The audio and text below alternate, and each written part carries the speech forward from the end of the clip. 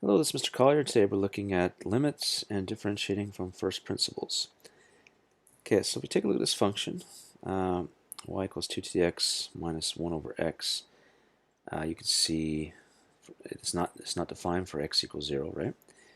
So there's a hole in the graph right here. It's defined for all the other values, but right here there's a hole in the graph. But as you can see, if you go from the right and if you go from the left, you're approaching the same value, and that value turns out to be about 0.69. Okay, let me show you how you can get this on the calculator. So let's take a look at this. Let's type in the function into function here. Let's make a fraction. We got 2 to the power of x, arrow over, minus 1 over x.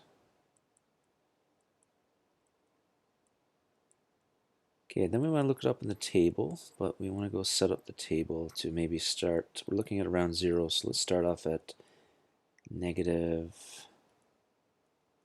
0.1, and let's go up in 0.01. So that'll give us really small increments. And let's take a look at the table now. So you can see these numbers are getting closer and closer to 0.69, and to the right and to the left they're very close to 0.69, so it's approximately 0.69. Okay, that's what we call the limit. It's approaching that value, but it never actually reaches that value because it's undefined at x equals 0, right? Okay, so that's how you can find a limit using your calculator. Sometimes we have a piecewise function, and here we have a discontinuity at x equals 2. But we say that, this is a little bit hard to read, the limit as x tends to 2 from the left, that's what that negative symbol means, of f of x equals negative 1. And the limit as x tends to 2 from the right of f of x equals 3. Okay? So the limit doesn't exist, but the left-hand limit and the right-hand limit exists. Okay? So we say limit as x tends to 2 of fx does not exist actually. But the left-hand limit and the right-hand limit do exist. Okay, here's a graph with two asymptotes. So the limit as x tends to infinity looks like 2. The limit as x tends to negative infinity, so we're going this way, is negative 4.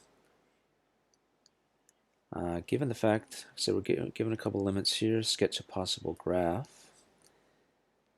Well, as x goes to infinity, we have to be approaching negative 1, so let's draw an asymptote. And then let's draw one up at 5. And we'll draw a graph in between. So as x goes to negative infinity, we're approaching there. So we can draw like similar to the graph above, but just like that, right? Okay, here let's take a look at these limits. The limit as x tends to infinity, as x goes to infinity, we're going this way. It looks like it's going towards 4. And as we go to negative infinity, it looks like 2. As x approaches 1, let's take a look at 1. At 1 from the left and the right, they're both approaching the value of negative 1. And at x equals 3, it's approaching 3. Okay, so for continuous functions, you can just actually plug in the value to get the limit.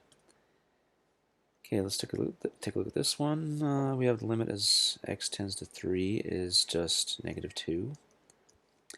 F of 3 is negative 2, so those are the same. Let's look at negative 3.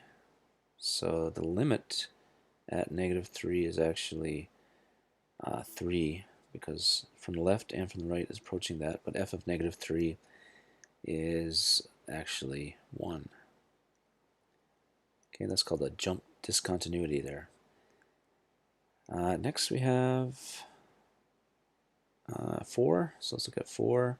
The limit exists, the limit is 1, but the actual value is undefined. Okay, now we're going to go on to look at first principles. Let's skip over to this diagram here. This is the graph of y equals x squared. Now if you want to get the slope of this blue line, right, the way you can do it is you could go over a small distance h and then go up and make it like a secant line here, it's called. That is not equal to the slope of the blue line, but it's fairly close. And the slope here is, well, basically the change in y, which is f of x plus h minus f of x, over the run, which is h, right? So you see the slope here is f of x plus h over minus f of x over h, okay? And what the derivative does, if you want to calculate it, it just makes this triangle smaller. So you can make a smaller triangle with a smaller h and a smaller value on top here, and you'll get closer and closer to this blue line. Okay, so that leads us to the definition, or the definition of derivative here. We call it from first principles.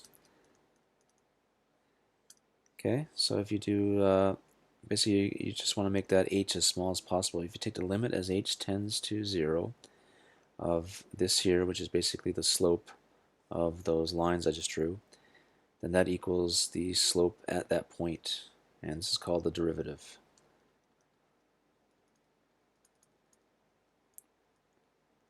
Okay, so let's take a look at this one here. Actually, let's skip that one and go do this quadratic one, right? So we have this function, so let's look at the derivative.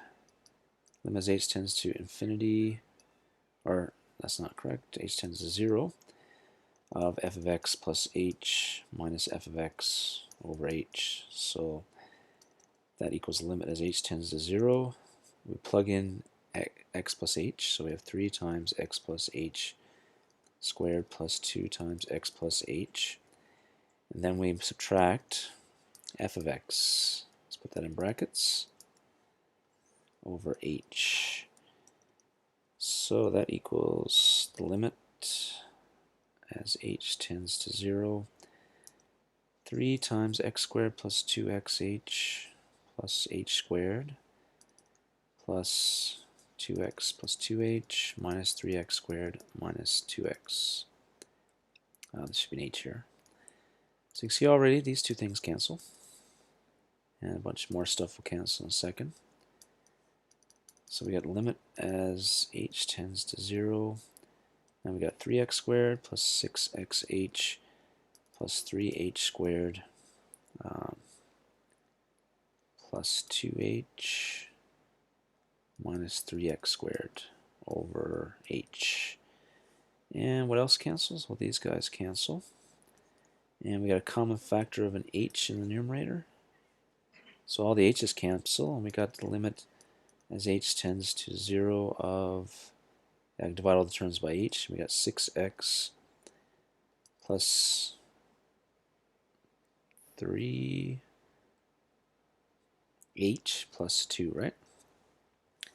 So now, so the problem before is you have h in the denominator. You can't just plug in 0 because you're dividing by 0. But now we don't have a denominator problem, right? So as h tends to 0, this whole function tends to 6x plus 2.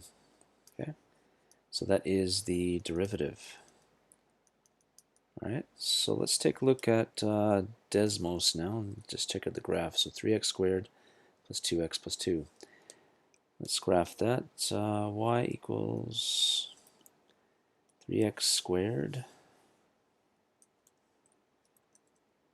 plus 2x. Okay, and then let's graph the derivative function that we just got, 6x plus 2. And you see here, like, the slope at the vertex here is 0, and the derivative is 0 there, right? We could see the slope. Well, here we have a 2, right? That means right here on this graph, we have a slope of 2 if we draw a tangent line.